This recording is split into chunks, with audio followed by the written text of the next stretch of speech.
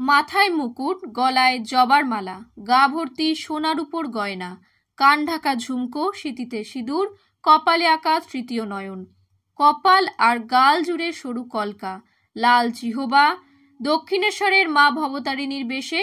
ইনি কে, চিনতে পারলেন? ইনি কিন্তু টলিপাড়ার একজন জনপ্রিয় নায়িকা।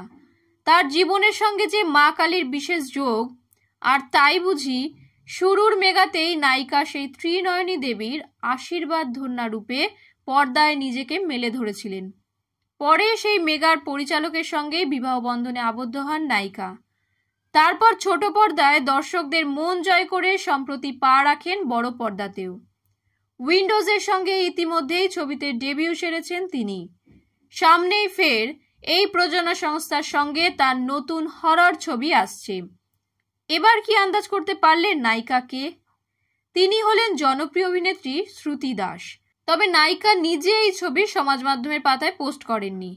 রূপটান শিল্পী মুক্তি রায় নায়িকার এই মা ভবতারিণী লুকের ছবি প্রকাশ্যে আনেন। যদিও এই সাজে বেশ অনেকটা সময় আগে সেজেছিলেন নায়িকা। মুক্তি রায় নায়িকার ছবি পোস্ট করে লেখেন, আমার মাকে ভবতারিণী রূপে সাজিয়ে কেমন লাগছে। ফোন ঘাঁটতে ঘাঁটতে পেলাম, মোবাইলে তুলেছিলাম শুটের সময়। চোখ বন্ধ করে যে বসে আছে সে হলো শ্রুতি দাস।